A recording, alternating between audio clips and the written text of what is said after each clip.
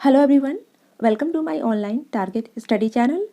Friends, आज हम इस वीडियो में ICAR एग्ज़ाम, जिसका फुल फॉर्म होता है इंडियन एग्रीकल्चरल रिसर्च इंस्टीट्यूट, और इस एग्ज़ाम में आने वाले most important one liner question को हम इस वीडियो में सॉल्व करने वाले हैं। और ये सभी क्वेश्चन आपके एग्ज़ाम के पॉइंट ऑफ व्यू से काफ़ी इंपॉर्टेंट है, इसलिए वीडियो को बिना स्किप किए अंत तक ज़रूर देखिएगा। और वीडियो अगर अच्छी लगे, हेल्पफुल लगे, तो इस वीडियो को लाइक ज़रूर कीजिएगा और साथ में इसे शेयर भी कीजिएगा। तो चलिए स्टार्ट करते हैं। तो आज का हमारा फर्स्ट क्वेश्चन है, भारत की कृषि सबसे अधिक किस पर निर्भर होती है? तो भारत की जो कृषि है वो सबसे अधिक वर्षा पर निर्भर करती है। अगला क्वेश्चन है, जो फसल अक्टूबर में बोई जाती है और अप्रैल में काट ली जाती है वह क्या कहलाती है? तो जो फसल अक्टूबर में बोई जाती है और अप्रैल में काट ली जाती है वो फसल रबी की फसल कहलाती है। अगला क्वेश्चन है, जो फसल जुलाई में बोई जाती है और अक्टूबर में काटी जाती है वह कौन सी फसल है? तो जो फसल जुलाई में बोई जाती है और अक्टूबर में काट ली जाती है वो खरीफ की फसल है। अगला क्वेश्चन है, जो फसल रबी और खरीफ की फसल के बीच तैयार की जाती है वो कौन सी फसल है? तो वो जायद की फसल कहलाती है। तो जो फसल रबी और खरीफ की फसल के बीच तैयार की जाती है तो उस फसल को जायद की फसल कहते हैं। अगला क्वेश्चन है, खरीफ की फसल कौन कौन सी है? तो खरीफ फसल जो है वो है ज्वार, बाजरा, मक्का, चावल, तिल इत्यादि जो फसल है ये खरीफ की फसलें कहलाती हैं। अगला क्वेश्चन है, रबी की फसल कौन कौन सी है? तो रबी फसलों में गेहूं, चना, जौ, मटर, सरसों, आलू इत्यादि आ जाते हैं। अगला क्वेश्चन है, जायद की फसल कौन कौन सी है? तो जायद फसल है खरबूजा, ककड़ी, खीरा इत्यादि। अगला क्वेश्चन है, नकदी की फसल कौन कौन सी है? तो चावल जो है वो नकदी फसल कहलाती है। अगला क्वेश्चन है, किस क्षेत्र को चावल का कटोरा कहा जाता है? तो कृष्णा और गोदावरी के क्षेत्रों को चावल का कटोरा कहा जाता है। अगला क्वेश्चन है, भारत का सबसे अधिक खाद्यान्न उत्पन्न करने वाला राज्य कौन सा है? तो भारत का सबसे अधिक खाद्यान्न उत्पन्न करने वाला राज्य उत्तर प्रदेश है। अगला क्वेश्चन है, भारत में सबसे अधिक कौन सी फसल उगाई जाती है? तो हमारे भारत में सबसे अधिक जो है वो धान की फसल उगाई जाती है। अगला क्वेश्चन है, हरित क्रांति कब हुई थी? तो हरित क्रांति 1967 से 1968 के बीच में हुई थी। अगला है, हरित क्रांति का जनक किसे माना जाता है? तो हरित क्रांति का जनक डॉक्टर MS स्वामीनाथन को माना जाता है। अगला है, हरित क्रांति का प्रमुख उद्देश्य क्या था? तो हरित क्रांति का प्रमुख उद्देश्य था खाद्यान्न उत्पादन में आत्मनिर्भरता लाना।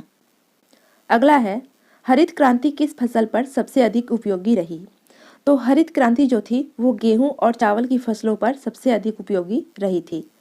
अगला है, इस राज्य को भारत का धान्य भंडार कहा जाता है? तो पंजाब राज्य को भारत का धान्य भंडार कहा जाता है। अगला है, सब्जी उत्पादन में भारत का कौन सा स्थान है? तो सब्जियों के उत्पादन में भारत जो है विश्व में इसका दूसरा स्थान है। अगला है, फल उत्पादन में भारत का कौन सा स्थान है? तो फलों के उत्पादन में भी भारत का विश्व में दूसरा स्थान है। अगला है, नीली क्रांति का संबंध किस उद्योग से है? तो नीली क्रांति का संबंध मत्स्य उद्योग से है। अगला है, श्वेत क्रांति का संबंध किस उद्योग से है? तो श्वेत क्रांति का जो संबंध है वो दुग्ध उत्पादन से है। अगला है, सुनहरी क्रांति किस फसल से संबंधित है? तो सुनहरी क्रांति जो है वो बागवानी व शहद उत्पादन से संबंधित है। अगला है, गोल क्रांति किसके लिए चलाई गई थी? तो गोल क्रांति जो थी वो आलू उत्पादन के लिए चलाई गई थी। अगला क्वेश्चन है, गुलाबी क्रांति किससे संबंधित है? तो गुलाबी क्रांति जो है वो झींगा उत्पादन से संबंधित है। अगला है, भारत में कुल कार्यशील जनसंख्या का कितने प्रतिशत भाग कृषि में लगा हुआ है? तो भारत के कुल कार्यशील जनसंख्या का 64.5% भाग जो है वो कृषि में लगा हुआ है। अगला है, नीलगिरी के पहाड़ी क्षेत्रों में कौन सी फसल उगाई जाती है? तो नीलगिरी के पहाड़ी क्षेत्रों में कॉफी फसल को उगाया जाता है। अगला क्वेश्चन है, राष्ट्रीय रसदार फल अनुसंधान केंद्र कहाँ है? तो राष्ट्रीय रसदार फल अनुसंधान केंद्र जो है वो नागपुर में स्थित है। अगला क्वेश्चन है, अंगूरों की खेती के लिए कौन सा शहर प्रसिद्ध है? तो अंगूरों की खेती के लिए नासिक शहर प्रसिद्ध है। अगला है, मूंगफली भारत में सबसे अधिक किस राज्य में उगाई जाती है? तो मूंगफली जो है वो गुजरात राज्य में सबसे अधिक उगाई जाती है। अगला क्वेश्चन है, चावल का उत्पादन सर्वाधिक किस राज्य में होता है? तो चावल का उत्पादन सर्वाधिक पश्चिम बंगाल राज्य में होता है। अगला है, भारत के किस राज्य में गेहूं की खेती नहीं होती है? तो भारत के तमिलनाडु राज्य में गेहूं की खेती नहीं होती है। अगला है, किस फसल की कटाई व बुवाई में सबसे अधिक समय लगता है? तो गन्ना की फसल की कटाई व बुवाई में सबसे अधिक समय लगता है।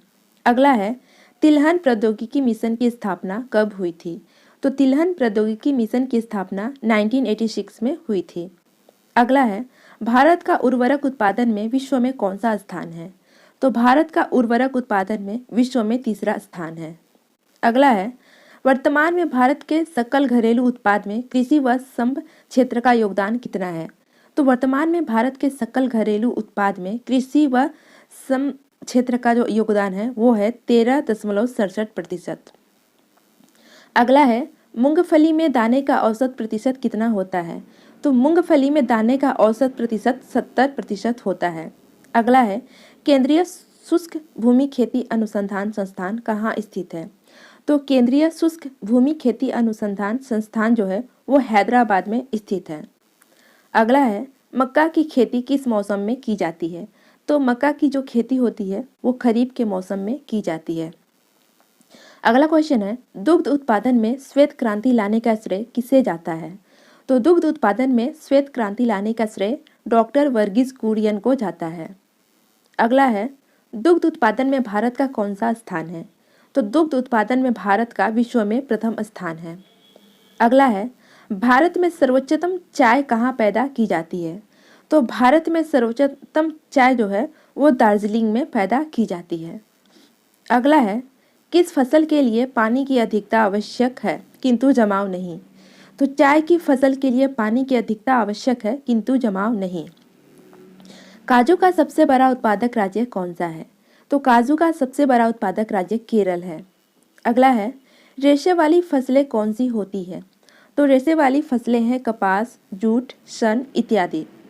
अगला है, भारत में लंबे रेशे के कपास का आयात मुख्यतः कहाँ से होता है? तो भारत में लंबे रेशे का कपास का जो आयात है वो मुख्यतः संयुक्त राज्य अमेरिका से होता है। अगला है, दलहन उत्पादन में भारत का कौन सा राज्य सबसे आगे है? तो दलहन के उत्पादन में भारत का राजस्थान राज्य जो है वो सबसे आगे है। अगला है, स्वच्छ जलीय मछली का उत्पादन करने वाला राज्य कौन सा है? तो स्वच्छ जलीय मछली का उत्पादन करने वाला राज्य जो है वो है पश्चिम बंगाल। अगला क्वेश्चन है, तंबाकू उत्पादन में भारत का विश्व में कौन सा राज्य है, कौन सा स्थान है? तो तंबाकू के उत्पादन में भारत का विश्व में तीसरा स्थान है। अगला क्वेश्चन है, भारत के जूट का सर्वाधिक क्षेत्रफल वाला राज्य कौन सा है? तो भारत में जूट का सर्वाधिक क्षेत्रफल वाला राज्य जो है वो है पश्चिम बंगाल। अगला है, भारत का सबसे बड़ा सोयाबीन उत्पादक राज्य कौन सा है? तो भारत का सबसे बड़ा सोयाबीन उत्पादक राज्य मध्य प्रदेश है। अगला क्वेश्चन है, नारियल उत्पादन में भारत का विश्व में कौन सा स्थान है? तो नारियल के उत्पादन में भारत का पूरे विश्व में प्रथम स्थान है। अगला क्वेश्चन है, हरित क्रांति के फलस्वरूप देश में कुल खाद्यान्न में किसकी उत्पादकता में कमी आई है? तो हरित क्रांति के फलस्वरूप देश में कुल खाद्यान्न में दलहन एवं मोटा अनाज के उत्पादन में कमी आई है। अगला क्वेश्चन है, शुष्क भूमि के लिए सबसे अच्छी फसल कौन सी है? तो शुष्क भूमि के लिए सबसे अच्छी फसल जो है वो है मूंगफली। अगला है, झूम क्या है? तो झूम जो है वो कृषि का एक तरीका है। अगला क्वेश्चन है, बड़े पैमाने पर जूट की खेती किस नदी क्षेत्र में की जाती है? तो बड़े पैमाने पर जूट की जो खेती होती है वो हुगली नदी क्षेत्र में की जाती है। अगला क्वेश्चन है, केसर सबसे अधिक मात्रा में कहाँ होता है? तो केसर सबसे अधिक मात्रा में जम्मू कश्मीर राज्य में होता है। अगला है, कृषि को उद्योग का दर्जा देने वाला प्रथम राज्य कौन सा है?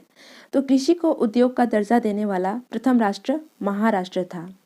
अगला है, किस समिति ने कृषि जोतों पर कर लगाने की संस्तुति की थी? तो वो समिति थी राज्य समिति।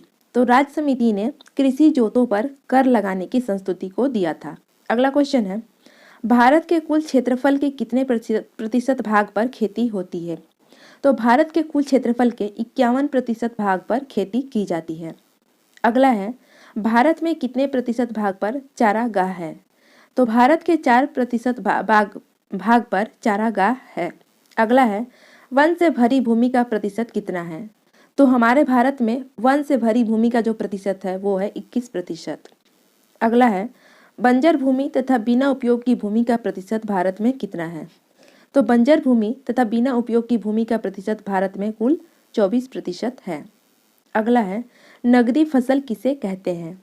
तो वह फसल जो व्यापार के उद्देश्य से किसानों द्वारा की जाती है, जैसे कपास, गन्ना, तंबाकू, जूट इत्यादि, इन सभी फसलों को नगदी फसल कहते हैं। अगला क्वेश्चन है, रबी फसल किसे कहते हैं? तो रबी की फसल जो है, यह फसल अक्टूबर नवंबर में बोई जाती है और मार्च अप्रैल में काट ली जाती है। और इसके उदाहरण है गेहूं, जौ, चना, मटर, सरसों, आलू, राई इत्यादि, और इन सभी फसलों को रबी फसल कहते हैं। अगला है, खरीफ की फसल किसे कहते हैं? तो यह फसल जून जुलाई में बोई जाती है और नवंबर दिसंबर में काट ली जाती है। और इसके उदाहरण है धान, गन्ना, तिलहन, कपास, मक्का, तिल, ज्वार, बाजरा इत्यादि, इन सभी को खरीफ की फसल कहते हैं। अगला क्वेश्चन है, जायद फसल किसे कहते हैं? तो यह फसल जो है मई जून में बोई जाती है और जुलाई अगस्त में काट ली जाती है। और इसके उदाहरण है राई, उड़द, मूंग, तरबूज, खरबूजा, ककड़ी, खीरा इत्यादि, और इन फसलों को जायद फसल कहते हैं। अगला क्वेश्चन है, झूम खेती क्या है? तो झूम खेती जो है, इसमें जंगलों को काटकर भूमि साफ की जाती है। इसके बाद इस भूमि पर खेती की जाती है। कुछ दिनों के बाद भूमि की उर्वरता समाप्त हो जाने पर यह भूमि छोड़ दी जाती है और इस तरह की खेती पूर्वोत्तर राज्य में की जाती है। और झूम खेती को मलेशिया में लाडांग, फिलीपींस में चौगन, और मैक्सिको में मिल्पा, और श्रीलंका में चेन्ना, और वेनेजुएला में कूनो को कहते हैं। अगला क्वेश्चन है, देश में कुल कृषि योग्य भूमि के कितने प्रतिशत भाग पर गेहूं की खेती की जाती है? तो देश में कुल कृषि योग्य भूमि के 15% भाग पर गेहूं की खेती की जाती है। अगला क्वेश्चन है, हरित क्रांति का सबसे अधिक प्रभाव किस फसल पर पड़ा था? तो हरित क्रांति का सबसे अधिक प्रभाव जो था वो चावल और गेहूं की फसलों पर पड़ा था। अगला क्वेश्चन है, भारत में हरित क्रांति लाने का श्रेय किन्हें जाता है? तो भारत में हरित क्रांति लाने का श्रेय डॉक्टर MS स्वामीनाथन को जाता है। अगला क्वेश्चन है, भारत में हरित क्रांति की शुरुआत कब हुई थी? तो भारत में हरित क्रांति की जो शुरुआत हुई थी वो 1967 से 1968 में हुई थी। अगला है, तिलहन प्रौद्योगिकी मिशन की स्थापना कब हुई थी? तो तिलहन प्रौद्योगिकी मिशन की स्थापना 1986 में हुई थी। अगला है, भारत यूरिया के मामले में कितना आत्मनिर्भर है? तो भारत जो है वो यूरिया के मामले में 100% आत्मनिर्भर है। अगला क्वेश्चन है, किस उर्वरक का भारत पूरी तरह आयात करता है? तो पोटेशियम उर्वरक जो है इसका भारत पूरी तरह आयात करता है। अगला है, केसर का एकमात्र उत्पादक राज्य कौन सा है? तो केसर का एकमात्र उत्पादक राज्य है जम्मू और कश्मीर। आज का हमारा अंतिम क्वेश्चन है, भारत में सबसे अधिक रेशम कहाँ पैदा होता है? तो भारत के कर्नाटक राज्य में सबसे अधिक रेशम का उत्पादन होता है। तो फ्रेंड्स, आई होप ये वीडियो आपको अच्छी लगी होगी। तो वीडियो अगर अच्छी लगी है तो इसे लाइक ज़रूर कीजिएगा और अपने ग्रुप में शेयर भी कीजिएगा, और साथ में इस वीडियो को सब्सक्राइब करके बेल आइकन की नोटिफिकेशन को ऑन कर दीजिएगा, जिससे आपको आने वाले सभी वीडियो की नोटिफिकेशन टाइम टू टाइम मिलती रहे। तो आज के लिए इतना ही, नेक्स्ट वीडियो में फिर से मिलेंगे, तब तक के लिए goodbye. Hello everyone, welcome to online target study channel.